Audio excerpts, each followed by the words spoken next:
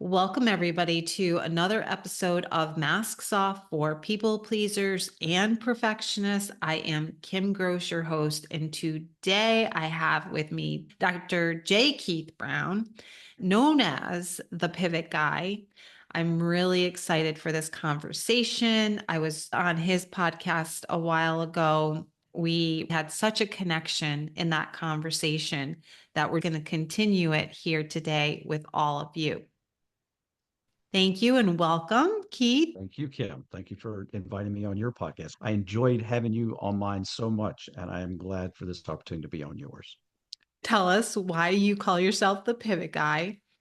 And I'm maybe in that description, you can tell us a little bit about your story. You said you just shared with me off air that you have been doing this work for 30 years. So I imagine that you have a very rich repertoire of experience. I cannot wait for you to share your wisdom and your experience with all of us.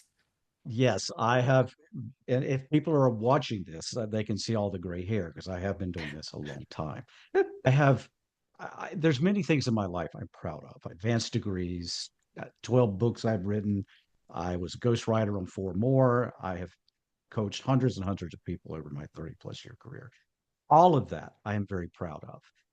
Besides my family, which I'm probably most proud of, I think the thing that I'm even more proud of than anything else that I have accomplished is the fact that in my life, I have had many setbacks. I have had many times when the carpet basically was just pulled out from under me.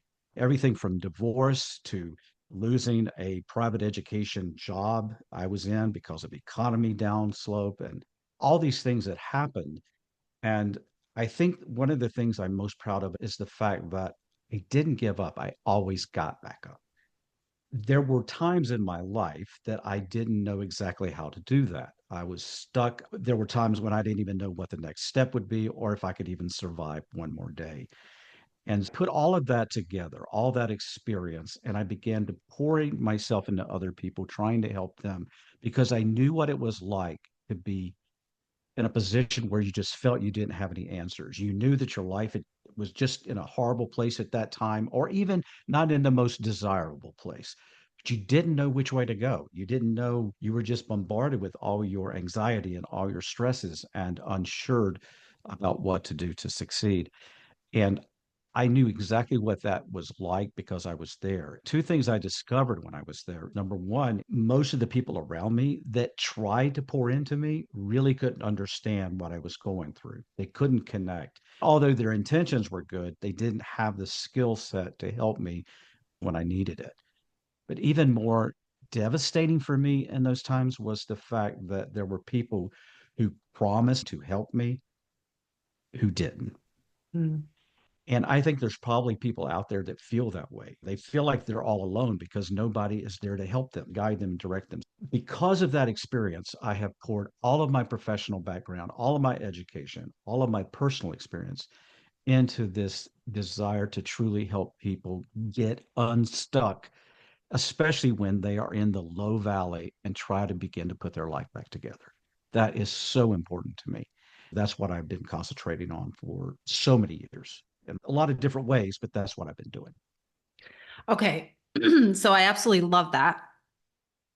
And that's where I'd like to focus is on how you help, because what I talk about a lot on this podcast is how we can get so stuck in Mhm. living out patterns rather than living a life. We go through life wearing masks, not being our true selves. And we feel like we're on this hamster wheel, just going around and around. And we want something different for Right. our lives. We have a different vision. We know that some of the things we experience, we don't want, right? I have chronic health condition. I don't want to have chronic health issues. I don't Right. want to be struggling with the menopause stuff that I'm dealing. That I don't know how much I can change, but even we know what we don't want, and that can then tell us what we do want, right? I want well-being. I want my purpose driven work, whatever those things are, and whatever they are for the people that are listening. I want to write a book. I want to marry the person of my dreams. I want to be with my soulmate. I want my kids to blah, blah, blah. So we can make a picture of what we want for our lives. But as you said, in almost your opening statement, that we can get so stuck in this in between that we don't know how to get from point A to point B. So, how And do you what help those people? most of the people that come to me are people who have reached a point of desperation because they've tried to do the same thing. They've tried to live what everybody expected. They've tried to make life as good as they can based on what they've already known and what they've experienced. But for everybody, we know that there are things that come along in life. Either we choose sometimes or we don't choose, but they come at us and chop our knees out. What I do is when people get to the point where they go, I've tried, I've reached this point where I just cannot figure this out because I'm hurting. I can't get my head around this. It's the old, I can't see the forest for the trees. Mm, It's at that point where I step in and say, okay, I get it. Been there. Let me hold your hand. Let's talk about this. We have to get strategic. We have to do some mental work. We have to do some mind work. Obviously, I think that's important. I am a spiritual man. I have a spiritual background on education and theology and apologetics, part of my higher education. But I am so about practical. And I want people to get that headspace. And that's one of the things I want to mention on this program because I believe in that so much. But it's about getting systematic approaches. And I know you and I, on my podcast, you talked about one of your frameworks and how that systemized approach is essential for growth. And what people now are doing, they're floundering. They're trying to try everything. They just, maybe I should do this or maybe I should do this. And they're bombarded with all these different. And I used to tell people, okay, we need to take those and we need to get them down to the big three. And if mm. we can get all of them down to three possibilities, then the chances are one of those is right, one of those is okay, and one of those will probably learn quickly that it's not right. But at least we have something to work with because most people have too many options available. So, where I begin with them, the first thing in my program, I call it the pivot to prosper. And I use the word pivots with the S on the end for a Mm. 6 step framework to help them. And the first one is to pinpoint the desire and the focus for where they want to go. Kim, you may not be surprised by this, but early on in my career, people would come to me and they would say, Keith, I need to make a change and I need something different or I need to get healing. And I go, okay, what do you want? Most of the people could not tell me. Yeah. All they could tell me is, I don't want to feel this, or I don't want to experience this. But because they were so into that, they could not even figure out and imagine what they truly wanted. For me, the most critical part of all this is to get to the why. If you hear any of my teaching, you're going to hear that word over and over again. Because I think if we get absolutely focused and sure about our why, the how will come along for the ride. But that's the first thing we've got to do. Pinpoint what we really want. Why do we want this? What's it going to do to us? And what I usually find is, even when people do this work, it is never what they first think it is. You have to dig deeper to the deeper why. I love doing that with people because it's amazing how that goes. You just keep going deeper until you get down to the root of the matter. Did you want to continue to share more about the pivot Sure. process? I would basically tell you what they are, and you can ask me any questions. The I is imagine or visualize your future. Mm. There's always techniques about doing that. So we do have to, you can't get to where you want to go or what you think you want unless you have a vision or a goal in mind, right? We're going to validate the offer. Again, we're going to get it down. We're going to bring it down to three. We're going to examine those things and validate which one we think is the most profitable, which one's the most success oriented, which one is going to give me the most pleasure or fulfillment. Then we're going to organize and structure a pivot plan. I'm very practical. So we're going to lay out step one, step two, step three, these things we're going to do on a daily basis to get where we're going. Because if we don't, we will surely fail. Once we put the pivot plan together, organize that, we're going to take action. And this is a twofold thing. We're going to have practical discipline, which people hate that word discipline Mm, because it means we have to do something over and over again, even when we don't want to or we don't feel like it. Yes, my friend, you can't get away from it. You must do it. We have to do the hard work, but we're also going to do some powerful mindset. One of the things that I believe is this idea of talking to ourselves kindly, mm. beginning to reprogram some of those thoughts in our unconscious or subconscious mind, whichever term you prefer. But and Kim, I know that probably you've heard of affirmations. Maybe you use them in your Yeah. practice. Most people do. And I know they have been used by many people for years and years. They've been very successful and people love them and all that. But here's where I was having a problem. This was most notable when I went through the end of a 25-year marriage. It crushed me. I'll Mm, be honest with you. I had this philosophy: you married for life, you didn't divorce no matter what. It, I didn't have a choice. My marriage ended at 25 years. I felt like the biggest failure in the world. mm, I started trying to do more of my own self love and care. And I knew about affirmations. So I began to try to practice them. They helped me in my mindset, but I couldn't get them to work for me. And the reason for that is because of something I call the gatekeeper. It's that idea of when I would speak these affirmations, this gatekeeper between my conscious mind, my thinking mind, and my unconscious or subconscious thoughts, that gatekeeper goes, "You're not fooling anybody, Keith. You're saying this stuff and you're full of baloney. It's not true. So why in the world are we going to let this in? We're just not going to." And I kept doing it. I'm going, this is just not working for me. So Keith does, when something isn't working for him, he has to rewrite it. He has to recreate it. That's just the way my brain works. So I was sitting down one day and I said, how can I make this idea of affirmations work for me? I was trying to get myself to get over this sense of embarrassment and failure because of my marriage ending. I began to write out a statement that would be an affirmation, but it would be present and future. It would be true. It would be active, and it would have a goal or a target in mind. And so I started writing it out, and the word that kept popping off the page to me was the word toward. And I'll tell you what the form is so you can hear it. But the word kept popping off the page. And so I said, that's it. That's the word. And so I made up the word tordation. Don't look that up. If you look it up, it's probably going to point to me because I made it up 15 years ago. Basically, it is this: I am, statement of fact, statement of hope, progressing, meaning I'm now, but I'm not where I'm going to be. I'm not there yet. It's true because I am progressing toward the direction more and more. I purposely put the words more and more in it because I have been trained in two schools of hypnotherapy.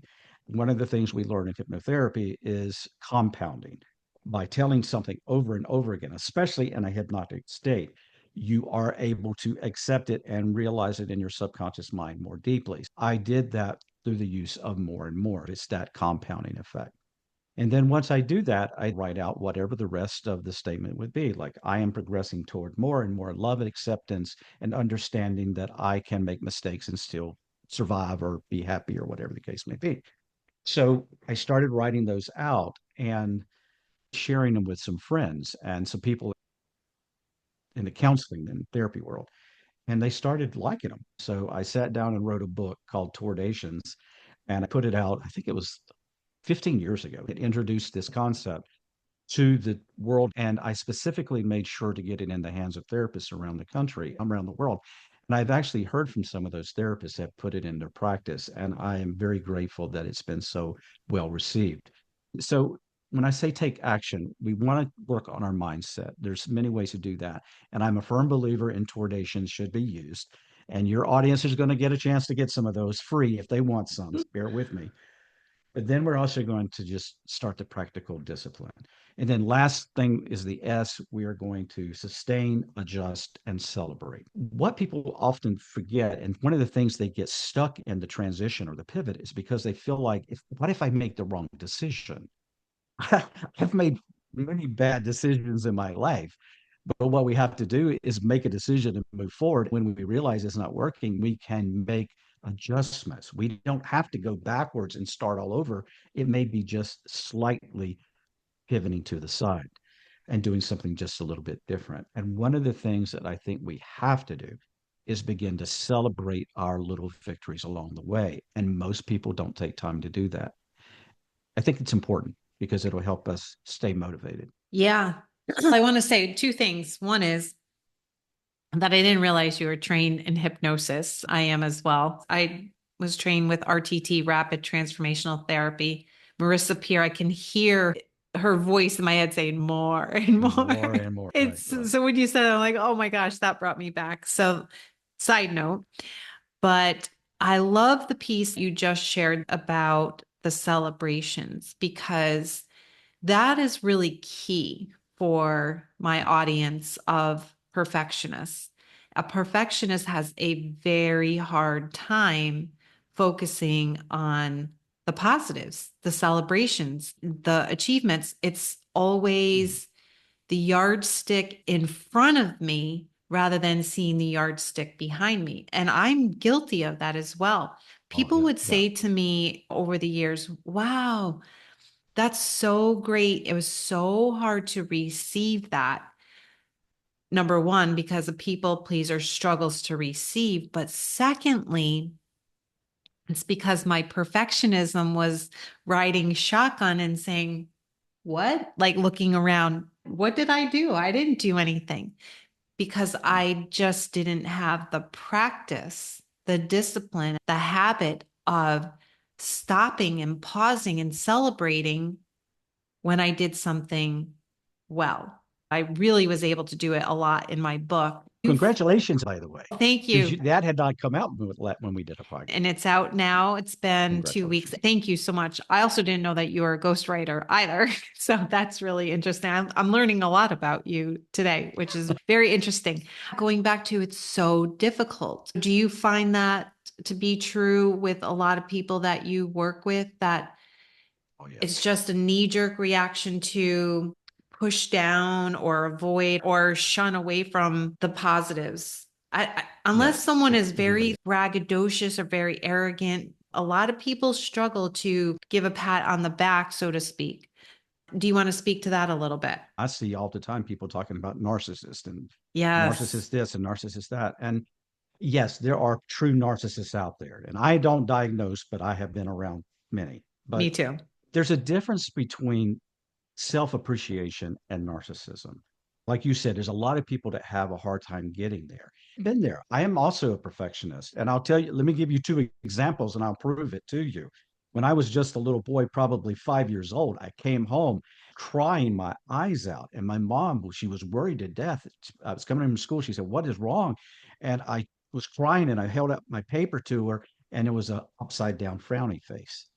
For the first time in my life, I got an Oh, upside down frowning space, and my world had fallen apart.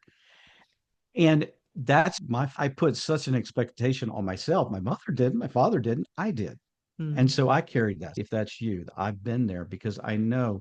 Let me give you a current day example.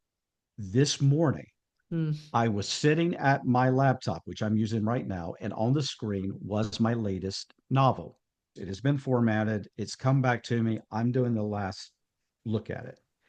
And I am looking at that, and it's taking a newborn baby away from the mother. I have a hard time letting it go and moving it on towards the publishing because, ironically, this morning I found a typo that had gone through all these proofreaders and not been found. And I found it and I could not stand it. I had to call the formatter and say, "You've got to change this typo."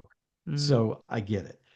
But at the end of the day, the only way I've ever gotten any books out the door is to say, enough is enough. There might still be mistakes, but it's got to get out there and you've got to let it go and do your best and give yourself credit that you're not perfect. You don't walk on water. You're going to Yeah. make mistakes. Give yourself the grace and be willing to forgive yourself, which is the hardest thing for many people to do. Oh my goodness. Not only to forgive oneself, but to allow for those imperfections. I can 100% relate to that example about the typo. Mine didn't Oh, have, I'm sure there are typos, but that's not what I picked up on in my book. It was driving me crazy. And most readers won't even notice it. But the way that mine was formatted, there were a lot of big spaces between certain Yeah. words. While my editor went back and tried to manipulate some of them, there were still Yeah. sentences, paragraphs, word without, and it just looked awful to me, right? It was such an, for Right. me, it was such an eyesore. Now, most people may not even recognize that, but then I had to get to a point, Keith, where I said, okay, first I'm going to drive this editor crazy to change the space on all of them. And I said, you know what? And I had to practice what I preach. And I had to say, you know what? It's good enough. And I had to be Right. okay with that. If someone's going to pick this book up and judge the book by the spacing and not even take in the message, then so be it. Right. But the fact that those thoughts are even coming in, like Mhm. that internal dialogues even coming in, and even for you as early as this morning to see the typo and to just say, I can't leave it there, I gotta change it. Right. It just goes to show, I think, the extreme impact that perfectionism can have on us. And again, maybe part of your story was when you were 5 and you brought home that paper. For me, it was also like papers and grades.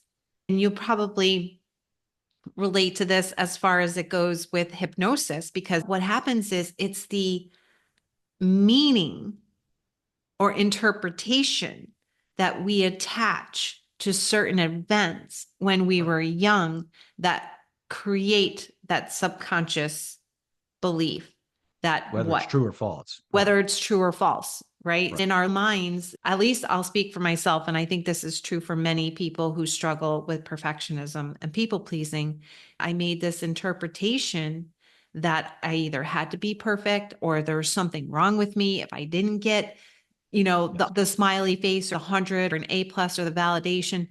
We attach these meanings to it. For me, I write about it in the book. For me, it was trying out for Snow White when I was in 5th grade. It's my Snow You White. told that story on the podcast. I was 10 years old. I was a little girl. Prior to that, I would sing and dance for my mom all the time in the kitchen. She was so happy. Oh my God, great job. So I'm thinking I can sing, Oh I yeah. can dance. And in 5th grade, I go to try out for Snow White. And my teacher's, you can't be Snow White. You can't sing. Right. And truthfully, I can't carry a tune. I am tone deaf, but I didn't really know that. So Time you thought you were Beyonce. I thought I was Beyonce, for God's sake. I was going to rock it as Snow White. And oh my goodness, that was a defining moment for me Yeah. because I Yeah. interpreted what he said as, oh, not only did he say that you can't sing, but he said, you know what, you would be better suited working on the props, like behind Oh my backstage God. on the props. That's what he told me to do, is work on the props. Oh, I'm so Not, sorry. I know. Disappoint. I attached some type of meaning that there's something Right. inherently wrong with me. Right. And so that's what we have to be mindful of. If someone has these types of patterns and they play them out for a majority of their lives, they're in this place of stuckness. They know they don't want the anxiety, the depression, the hardship. They want to be in a free place, a peaceful, joy, happiness place, that it often will take some pivoting. And for me, it's my 5-step power pathway, and it's about doing the work. That's what I hear you saying. That's what I hear me saying, Right. and many Yeah. people, is that we have to just go in and do the inner work. So, any last words that you want to? This has been amazing conversation. Once again, feel so connected. But any last words that you want to share about your Towardations or books, anything? You can find, I'll get to the where in a minute, but I just want to answer a question you said earlier Sure. about the word pivot, why I call myself that. I'll be Yeah. honest, for most of my career, I did not refer to myself as pivot or what I do as pivot. That's actually as a result of COVID. So Mm. the word pivot, even though over my career we had other words, it's the same idea. But that word became very overused during COVID. So it became very familiar. To answer your question, why I use that word, that's why it became, everybody understood what it meant because Yeah. of COVID. Because basically every business and person had to pivot because of COVID. I certainly did. As far as way people can look at my stuff and find out. I really want them to look at my novels too, because I love to write fiction. So if you're a fiction lover, please do check out. You can find those on my website as well. It's the J. Keith Brown. That's my socials. That's my website. If you go to my website, look under free resources, and you can find some free download there of Towardations. And there's different ones for different types of situations. If you want something a little more fun under the digital products, there's Towardations flashcards, which are my newest Mm. project. They are 5 different decks available. You'll get a file, download them, you print them off in cardstock, get the kids to cut them out. Great project for kids. And you get to use those as a card deck. There are 52 in each of those decks, and they're really cheap. I think they're like $5. So anyway, you can get those. I really encourage you to use them. I encourage people to use them daily. One of the ways I suggest is to put a card up on your bathroom mirror to say it when you brush your teeth at least 3 times in the morning and 3 times at night. Keep saying that for at least 7 days, and then maybe go to another Tourdation and begin using it. I really do believe it will help you. I have heard from hundreds of people over the last 15 years that have been using them. So please get some. Feel free to use them. I can't wait for your new book to come out. What is the name of it? The one you're just handed, if you're willing to share. The new fiction is called The Twisted Attraction. It is book 2 in what I call the Surf City series. It takes place at the ocean of Yeah. North Carolina. I have Mm. another series, which I'm writing book 2 in now, that takes place in the mountains of North Carolina, and that's called Welcome to Orchard series. Very different styles of books, both fiction, both have been received quite well. So I'm real proud of both of them. Oh, that's fantastic. I love it. Thank you. Thank you, everybody, for tuning in to another episode of Masks Off for People Pleasers and Perfectionists. And if you enjoyed this content and this conversation that we had, by all means, go check out Dr. Keith Brown. And I would invite you to subscribe or review just to help get this content out to those who need to hear about what Keith is doing and getting this work out. Thank you so much, and I will see you next time.